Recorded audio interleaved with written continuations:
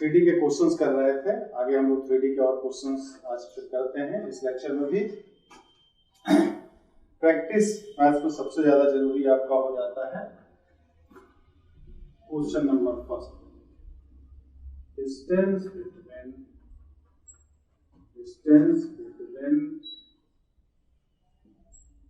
Plane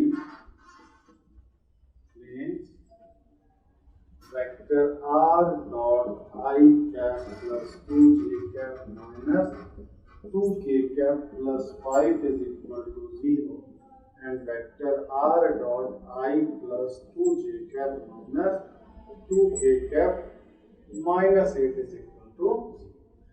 option है हमारा 1, second option है 30/3, थर्ड ऑप्शन है 13 और फोर्थ ऑप्शन है नन ऑफ दिस।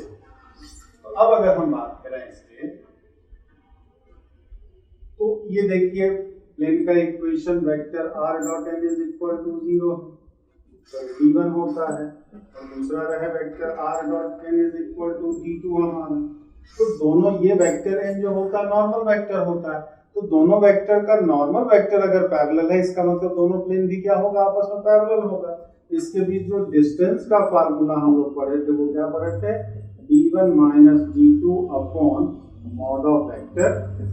तो कंपेयर करें तो ये वेक्टर n हो गया, प्लस 5 है इधर जा करके माइनस 5 हो जाएगा, तो माइनस 5 माइनस 8 और इस वेक्टर n का मॉडुलस, वेक्टर n का मॉडुलस हमारा क्या हो जाएगा 1 प्लस 4 प्लस 4 यानी कि 13/3। यही हमारा क्या हो गया, आंसर हो गया। तो बस फार्मूला बेस्ड क्वेश्चन है, फार्मूला याद है तुरंत आप लगा डालिए इसको। अगले सवाल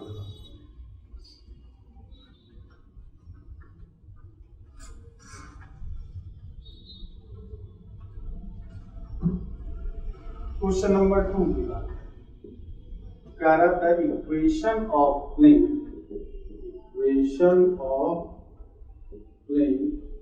थ्रू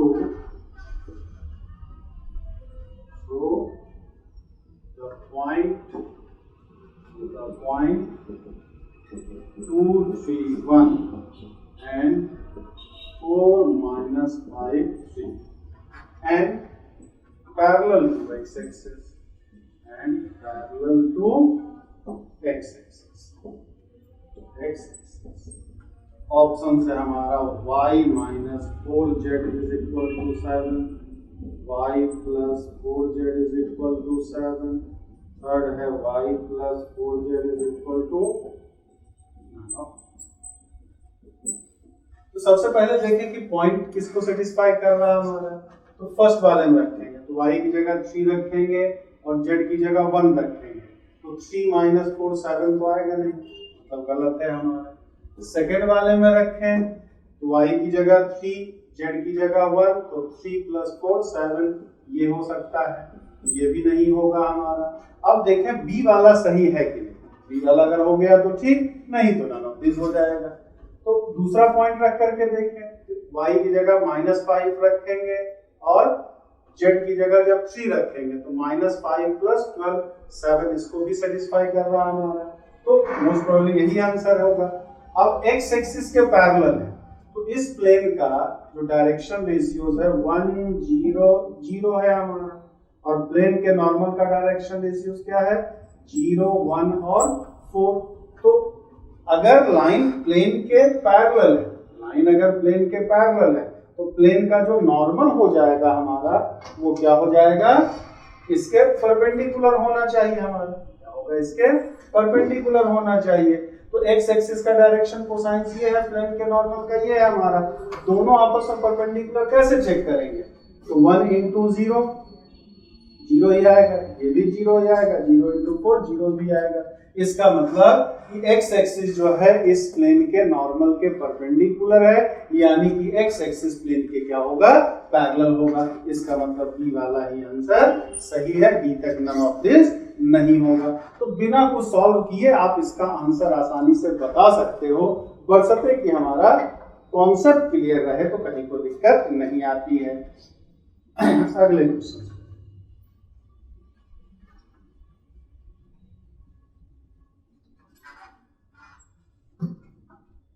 क्वेश्चन नंबर 3 की बात कह रहा angle between line x plus 4y1 y minus 3y2 z plus 2y3 and x is equal to 3 y minus 1 is equal to minus 2 z is equal to 1. Yes. Options है sin inverse 1 by 7, second option है cos inverse 2 by 7, third option है cos inverse 1 by 7, fourth option है आपका none of this. तो दो line है, दो line के बीच एंगल की जरूरत कोई समस्या ही नहीं है। फार्मूला cos थीटा क्या था a1 a2, तो a1 b1 c1 a2 b2 c2 हो गया। तो 1 into 3 3, 2 into -2 -4, 3 into 1 अपॉन कितना हो गया 1 plus 4 plus 9 और 9 plus 4 plus 1 हो गया। 3 3 6 6 का 2/14 मतलब 1/7, तो थीटा बराबर कितना cos इनवर्स 1/7 हमारा क्या हमने लगाया cos theta is equal to a1 a2 plus b1 b2 plus c1 c2 upon root under a1 square plus a2 square b1 square plus c1 square root under a2 square plus b2 square plus c2 square वाला formula. हर जगह तो angle निकालने के उसी फार्मूले का use हो रहा है आपका। अब अगले सवाल पे आए।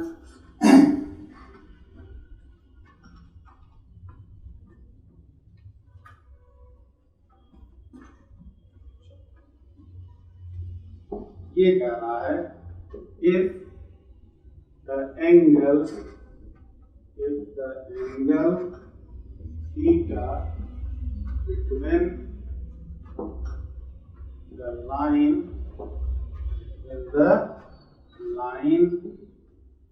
x plus 1 by 1 y minus 1 by 2 z minus 2 by 2 and plane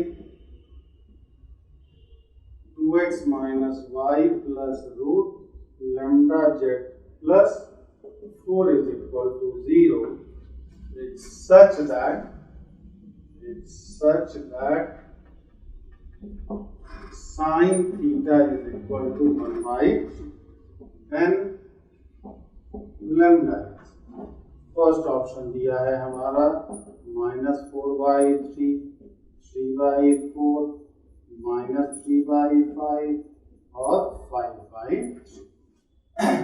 ये बताइए कि हमने क्या एक लाइन है और एक प्लेन है, तो फार्मूला तो वही a1 a2 plus b1 b2 plus c1 c2 upon root under a1 square plus b1 square plus c1 square under root a2 square plus b2 square plus c2 square वाला ही लगता है। लेकिन दो लाइन या दो प्लेन के बीच में cos थीटा इस्तेमाल करते थे, एक लाइन और एक प्लेन के बीच में sin थीटा इस्तेमाल करेंगे। तो sin थीटा a1 a2 क्या हो जाएगा 1 into 2 2, इसका कोएफिशिएंट -1 है तो -2 और +2 रूट लैम्डा अपॉन कितना 1 + 4 + 4 और 4 + 1 + रूट लैम्डा का स्क्वायर लैम्डा हो गया। sin थीटा 1/3 दिया है, 2 और 2 कट गया तो क्या आ गया 2 root lambda upon 3 into 5 plus lambda, 3 से 3 भी कट गया तो root 5 plus lambda is equal to 2 root lambda, square कर दिए तो 5 lambda is equal to 4 lambda हमारा। 5 लैम्डा इज इक्वल टू क्या हो जाएगा 4 लैम्डा, तो हमें क्या मिल जाएगा 2 रूट लैम्डा का स्क्वायर। ये हमारा यहाँ से क्या आ गया 5 इज इक्वल टू 3 लैम्डा, यानी कि lambda is equal to 5/3। Option number D जो है वो हमारा सही है। ये भी एंगल का सिंपल सा फार्मूला था, डायरेक्ट एंगल ना पूछ करके यहाँ एंगल दे दिया था और हमें लैम्डा का वैल्यू पूछ लिया था हमसे। फार्मूला घुमा फिरा करके वही लगाना है।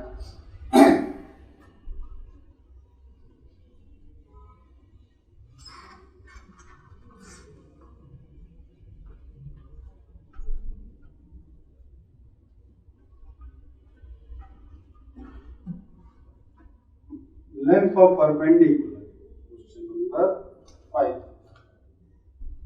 ये कह रहा length perpendicular from 1 to 3 to the line x minus 6 by 3, y minus 7 by 2, z minus 7 by minus 2 है। फर्स्ट ऑप्शन है 4, सेकेंड ऑप्शन है 5, थर्ड ऑप्शन है 6, फोर्थ ऑप्शन है 7। हमें क्या है, किसी पॉइंट से लाइन पे परपेंडिकुलर का लेंथ निकालना। मान लिया ये लाइन है x minus 6 by 3, y minus 7 by 2, z minus 7 by -2। ये हमारा पॉइंट है 1 2। ये पास किससे कर रहा है, ये वाला लाइन पास कर रहा है 6 7 7 से हमारा। तो P से इस पे परपेंडिकुलर अगर हमने ड्रॉप किया, इसका लेंथ कितना है ये पूछ रहा है। तो पहले इससे इसको मिला दें हम। तो ये एंगल मान लिया क्या है, थीटा है। क्या मान लिया, थीटा। तो इसका डायरेक्शन रेशियो कितना होगा, दो पॉइंट से पास करने वाले लाइन का डायरेक्शन रेशियो के लिए एक में से दूसरे कोऑर्डिनेट को माइनस कर दें। आर क्या हो जाएगा, 6 माइनस 1 5, 7 माइनस 2 5 और 7 माइनस 4। 6 माइनस 1 5 किया, 7 माइनस 2 5 किया, 7 माइनस 3 4 किया। और इस लाइन का डायरेक्शन रेशियो कितना है, C2 माइनस 2 है। तो अगर हम करेंगे तो cos थीटा हमारा जो हो जाएगा वो कितना हो जाएगा, cos theta is equal to 5 into 350, 5 into 210, 4 into ये -2 अंडर रूट 25 25 16 और 9 प्लस 4 आ गया हमारा। तो यहाँ से cos थीटा हमारा कितना आ गया, 15 10 25, 25 में 8 गया 17 रूट 16 6 और 4 4 8 9 8 17 हमारा, ये cos थीटा है। तो अगर हम यहाँ पे साइन थीटा की बात करें, ये अगर ये लेंथ मान लिया क्या है, x है हमारा, और इस लेंथ की बात करें तो ये लेंथ कितना हो जाएगा, ये लेंथ हमारा 25 25 वही रूट 66 हो जाएगा हमारा, रूट 66। तो यहाँ से साइन थीटा, ये राइट एंगल ट्रायंगल है, तो साइन थीटा बराबर x अपॉन ये मान लिया a है, p a हो जाएगा x अपॉन p। तो साइन थीटा हमारा क्या हो जाएगा, cos थीटा निकल चुका, तो साइन थीटा को 1 माइनस 17 का square 66 into 17 x by P A लिख सकते हैं। तो ये हमारा निकल करके पी ए का वैल्यू भी कितना आया है, रूट 66 ही आया है। तो 66 into 17 minus 172 root 66 root 17 x upon P A भी कितना है, रूट 66 है। ये 66 और ये 66 कैंसिल हो गया हमारा। अब अगर हम चाहें तो आसानी से इसको निकाल सकते हैं, 17 का स्क्वायर 17 इंटू 17, एक 17 से तो ये कैंसिल ही हो गया हमारा, ये 17 तो कैंसिल ही था। अब चलिए और सिंप्लीफाई कर लें इसको हम, ये कितना आ जाएगा 66 minus 7 root 66 x upon root 66, ये और ये कैंसिल, आंसर कितना हमारा हो गया 7 हो गया हमारा। एक तो तरीका ये है, या फिर लेंथ फुट ऑफ परपेंडिकुलर इसका निकालें, उसके बाद फिर इन दोनों से डिस्टेंस निकालें, लेकिन उससे ज्यादा आसानी से इस तरीके से आ जाएगा। ये लाइन का डायरेक्शन रेशियो मिल जाएगा क्योंकि ये पॉइंट पता है, इसका दिया ही है। पहले हमने साइन थीटा निकाल लिया और साइन थीटा से निकाल करके फिर साइन थीटा बराबर क्या होता है, परपेंडिकुलर बाई हाइपोटेनियस। उससे हमने क्या, अब हमें हाइपोटेनियस पता है, ये थीटा पता है, तो आसानी से परपेंडिकुलर का लेंथ निकाल सकते हैं। इसमें थोड़ा सा टाइम वाला क्वेश्चन आपका ये।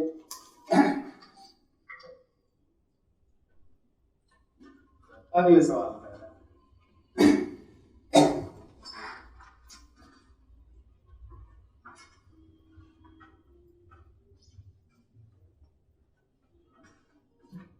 क्वेश्चन नंबर अगर 6 की बात करें हम, distance of from point intersection of the line distance of -1, -5, -10 from the intersection point on the point of intersection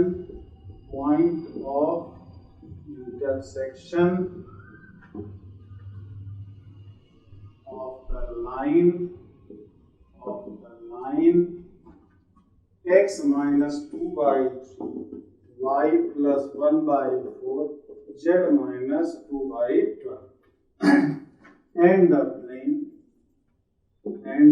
plane x minus y plus z is equal to options हमारे पास हैं 10, second में 8, third में 21, D में 30।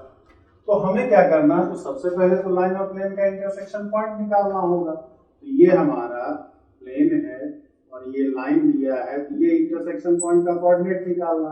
तो इस line पे किसी भी पॉइंट का कोऑर्डिनेट मान लिया, लेट m इज, मान लिया कैसे निकालते थे, मान लिया इतना बराबर लैम्डा, तो 3 lambda plus 2, 4 lambda minus 1, 12 lambda plus 2 हमारा। लेकिन ये क्या होगा, प्लेन के इक्वेशन को भी सेटिस्फाई करेगा, m also on the plane। m तो हमारा क्या है, प्लेन पे भी है, तो प्लेन के इक्वेशन को सेटिस्फाई करेगा। तो 3 lambda plus 2 minus 4 lambda plus 1, 12 lambda plus 2 is equal to 5। ये आ गया 12 3 15, 15 में 4 गया 11 लैम्डा, तो 1 3 3 2 5 0। तो लैम्डा का वैल्यू तो हमें क्या मिल गया, 0 मिल गया। तो लैम्डा का वैल्यू अगर 0 मिल गया तो m का कोऑर्डिनेट 2 -1 और 2। अब हमारा p दूसरा पॉइंट क्या दिया था, -1 -5 -10।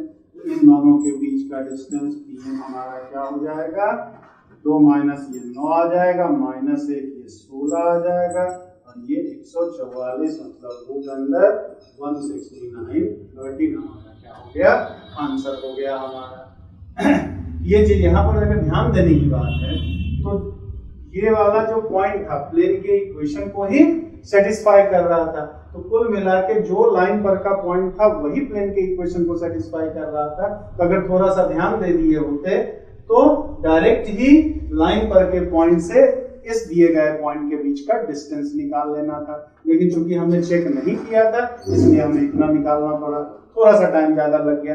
अदरवाइज हमें कुल मिला के ये जिस पॉइंट से पास कर रहा था 2 -1 और 2, इससे इस लाइन का क्या निकाल लेना था, डिस्टेंस निकाल लेना था। क्यों, क्योंकि ये वाला पॉइंट प्लेन के इक्वेशन को भी सेटिस्फाई कर रहा। तो अगर 2 सेकंड अगर हम टाइम दे देते तो हमें इतना करने की जरूरत नहीं होती और ज्यादा जल्दी सॉल्व हो जाता हमारा।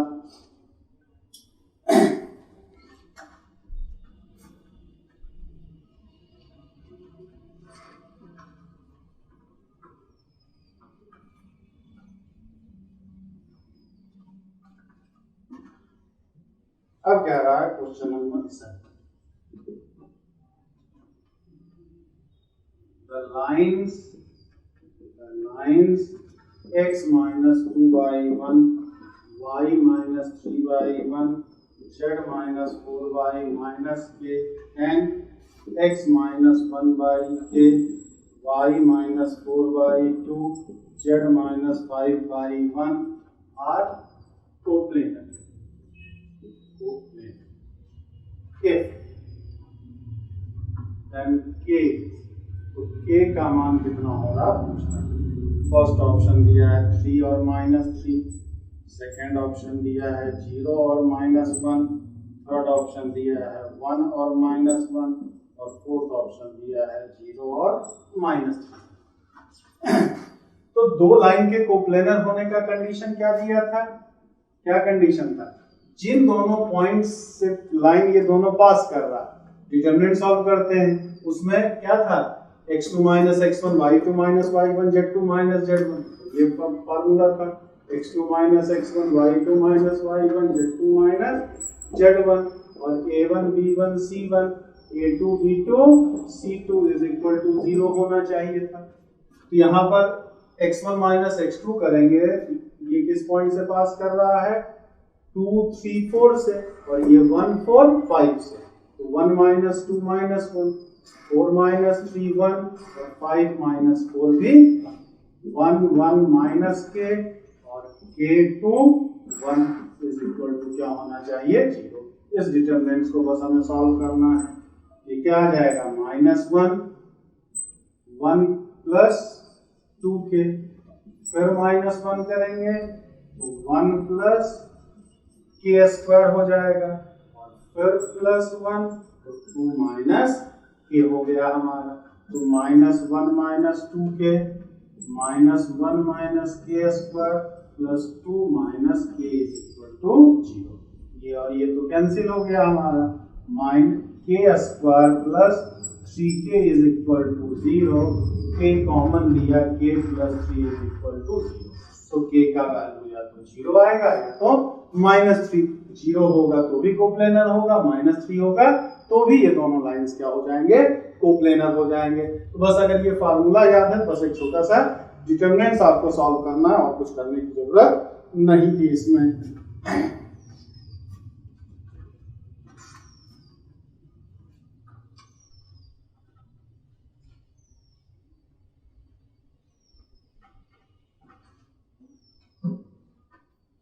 क्वेश्चन नंबर 8 की बात करें। A plane which passes through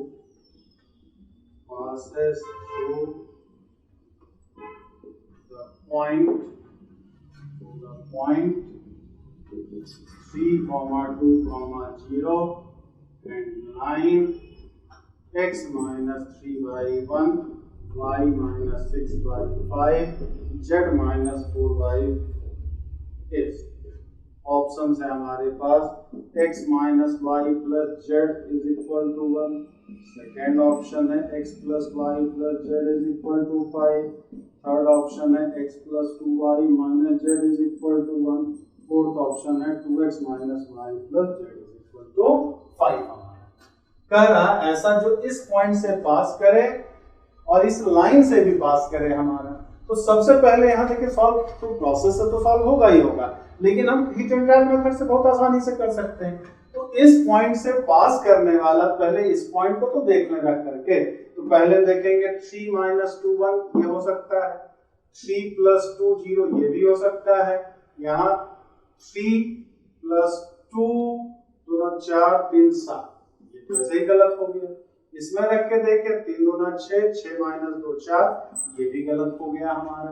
तो इस पॉइंट से यही दोनों प्लेन पास कर रहा है। अब ये दोनों प्लेन पास कर रहा है, तब इन दोनों में आगे चेक करें। तो ये वाला लाइन जो है किससे पास कर रहा है 3, 6, 4। तो अगर पूरा लाइन ही प्लेन में होगा तो ये पॉइंट भी तो इस प्लेन के इक्वेशन को सेटिस्फाई करना चाहिए।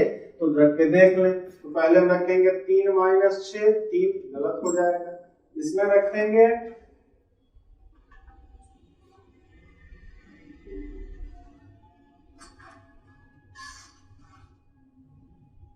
3 2 0 passes through and the line 3 6 4।